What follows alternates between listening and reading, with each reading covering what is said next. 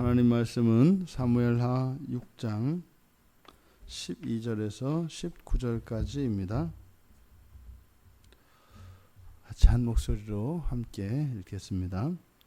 어떤 사람이 다윗 왕에게 아뢰어 이르되 여호와께서 하나님의 괴로 말미암아 오베드돔의 집과 그의 모든 소유에 복을 주셨다 한지라. 다윗이 가서 하나님의 괴를 기쁨으로 메고 오베드돔의 집에서 다윗성으로 올라갈새 여호와의 궤를 맨 사람들이 6걸음을 가매 다윗이 소와 살진 송아지로 제사를 드리고 다윗이 여호와 앞에서 힘을 다하여 춤을 추는데 그때에 다윗이 배 에봇을 입었더라. 다윗과 온 이스라엘 족속이 즐거이 환호하며 나팔을 불고 여호와의 궤를 메어 오니라. 여호와의 궤가 다윗 성으로 들어올 때에 사울의 딸 미갈이 창을 내다보다가 다윗 왕이 여호와 앞에서 뛰놀며 춤추는 것을 보고 심중에 그를 업신 여기니라. 여호와의 궤를 메고 들어가서 다윗이 그것을 위하여 친 장막 가운데 그 준비한 자리에 그것을 두매 다윗이 번제와 화목제를 여호와 앞에 드리니라. 다윗이 번제와 화목제를 드리기를 마치고 만군의 여호와의 이름으로 백성에게 축복하고 모든 백성 곧 온 이스라엘 무리에게 남녀를 막론하고 떡 한 개와 고기 한 조각과 건포도 떡 한 덩이씩 나누어 주매 모든 백성이 각기 집으로 돌아가니라. 아멘.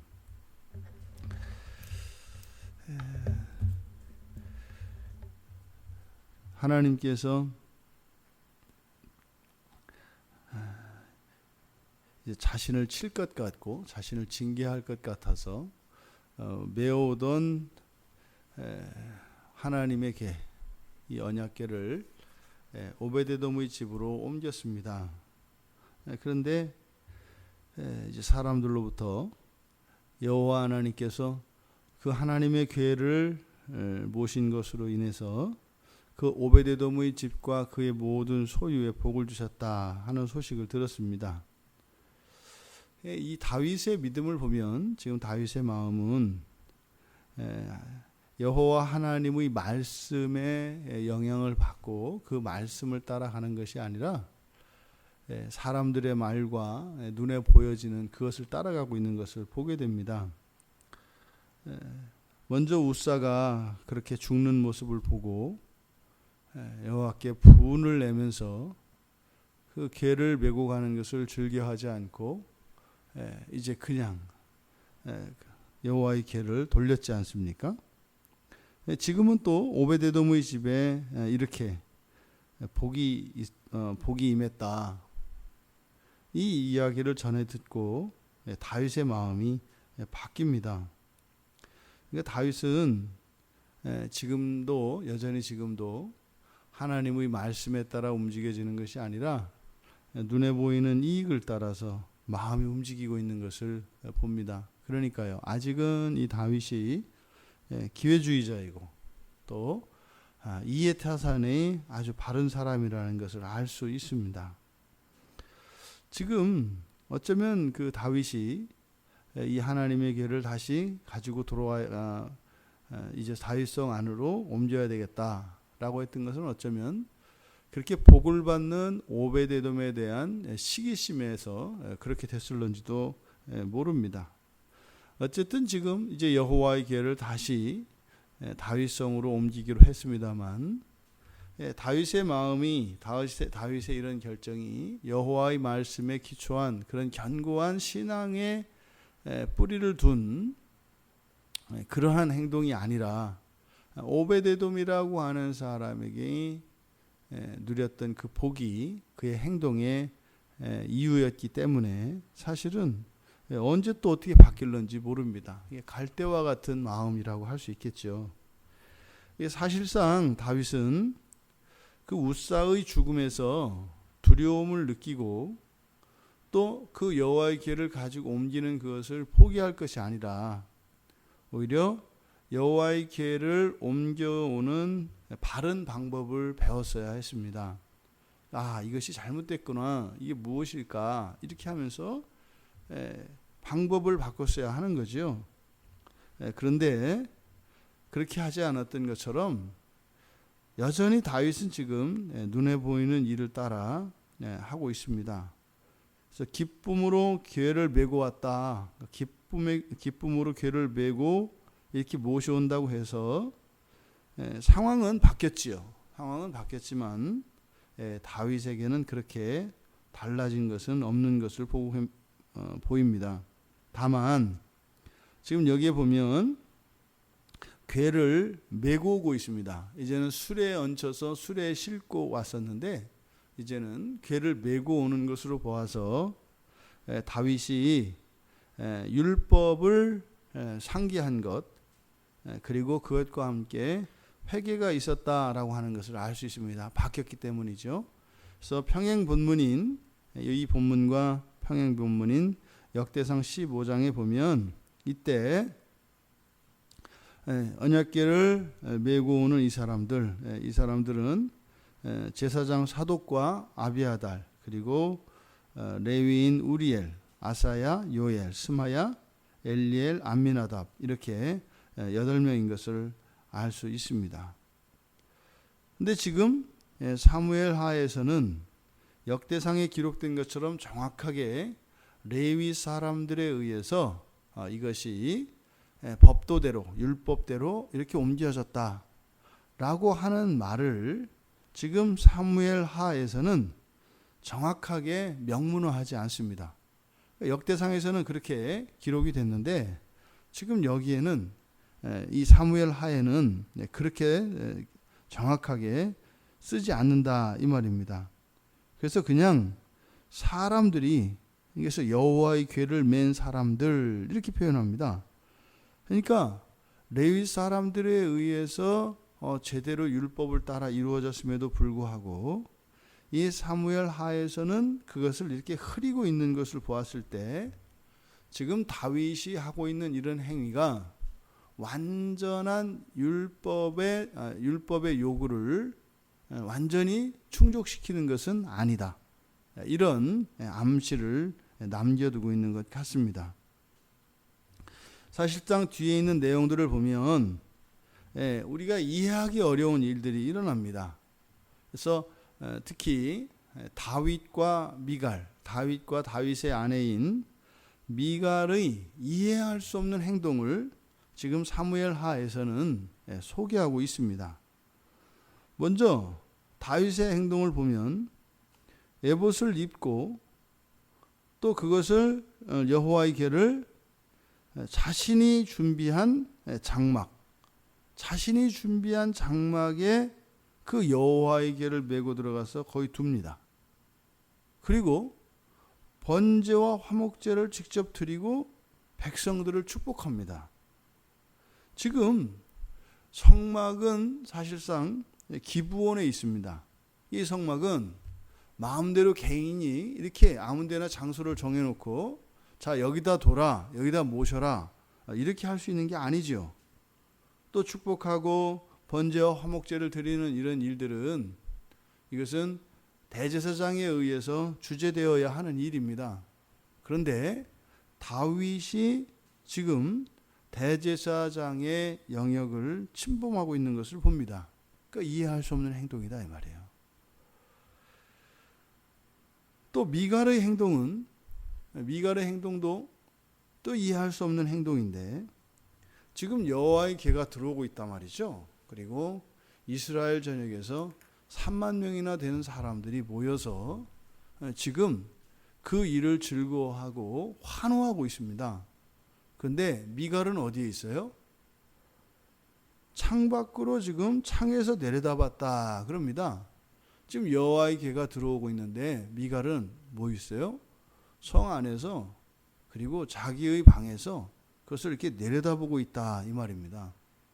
여호와의 궤가 들어오고 있는데 왕비인 미갈이 그 안에서 마치 구경이나 난 듯이 창밖으로 내려다보고 있는 모습입니다. 이 또한 이해할 수 없는 행동입니다.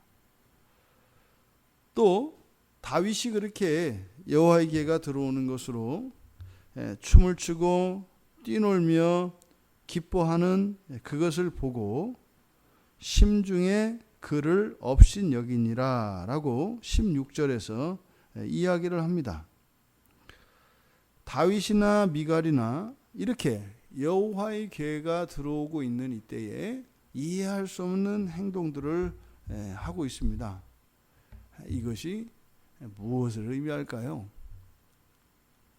지금 앞서서 말씀드렸던 것처럼 다윗이 지금 여호와의 계를 메고 들어오는 이 행동, 이것은 아주 거룩한 일이지 않습니까? 언약궤를 메고 들어오는 거니까요. 그런데 그것이 무엇의 동기를 받았다? 하나님의 말씀이 아니라 오베데돔이 복을 받았다라고 하는 그것에 기초하고 있기 때문에 지금 다윗이 여기서 여호와 앞에서 이렇게 뛰놀며 기뻐하고 춤을 추었다라고 하는 이것 자체가 참된 신앙 안에서 예배의 회복과 하나님의 영광이 이제 다시 회복된 것을 인하여 기뻐하는 것이라기보다는 바로 오베드에돔에게 내렸던 그 복으로 말미암아 우사에게 내렸던 그 재앙이 자신에게는 오지 않고 이제 이 하나님의 언약궤를 가져만 가면 나에게 복이 있겠구나 라고 제풀의 흥에 겨워하는 모습인 것을 우리가 보게 됩니다. 그렇기 때문에 여호와의 말씀, 다시 말해서 여호와 자체가 지금 이러한 행동의 동기가 되고 목적이 되는 것이 아니기 때문에 주제를 모르고 분수를 뛰어넘는 이런 행동을 하고 있다 이 말입니다. 여호와를 앞서서 우사의 죽음을 통해서 두려워했던 다윗, 이제 여호와께서 자신을 징계하거나 재앙을 내리지 않을 것이라고 확신한 다윗, 그때와 지금은 정반대로 마음이 움직이고 있는 것을 봅니다. 우사의 죽음을 통해서는 바짝 얼어서 오히려 여호와를 가까이 하기조차 즐거워하지 않았고, 이제는 그 재앙이 떠나가고 복이 임하는 것 같으니까 이렇게 하나님의 율법을 지키는 듯 하면서 여전히 방자한 그의 태도를 우리가 볼 수 있다 이 말입니다. 늘 우리는 하나님 앞에 설 때 우리의 주제를 알아야 합니다. 하나님이 우리를 사랑하시지요. 우리는 절대적인 그리스도 예수의 중보 안에 있습니다. 절대적으로 안전하지요. 그것이 우리들과 하나님 사이에 모든 경계를 허물어 버리고 우리가 하나님을 경외하며 하나님께 무한한 존경심과 무한한 하나님에 대한 그 경외심을 잃어버릴 수 있는 그런 근거가 되어서는 안 된다라는 것입니다. 하나님은 하나님이시고 하나님이 예수 그리스도를 통하여 우리를 자녀 삼아 주셨지만 철 모르는 어린아이와 같이 제 아비의 수염을 잡는 그런 철없는 자녀와 같은 그리스도인이 되어서야 어디 그것이 말이 되겠습니까? 오늘 성경에서 보여주고 있는 다윗의 모습이 그런 모습입니다. 우리가 늘 우리를 구원하신, 그리고 우리를 무한히 사랑하시는 그 하나님의 은혜와 사랑을 잘 압니다. 그리고 감사하고 그것에 대하여 조금도 의심하지 않습니다. 하지만 그것이 하나님 앞에서 무례히 행하고 심지어는 하나님을 만홀히 여기는 이러한 방자한 삶과 그러한 생각이 나온다는 것은 절대 옳지 않습니다. 성숙한 그리스도인으로 여호와 하나님을 높이며 여호와 하나님을 경외하며 또 조금도 그 사랑에 의심이 없어서 하나님 앞에 나아가는 일에 주저하지 않고 담대할 수 있는 우리가 되기를 바랍니다. 하나님 앞에 담대히 나아가되 무한한 존경심을 가지고 언제나 하나님의 영광을 위하여 살아가는 우리 모두가 되기를 주님의 이름으로 축원합니다. 하나님, 어쩌면 정말 갈대와 같이 쉽게 움직이는 저희들의 마음을 봅니다.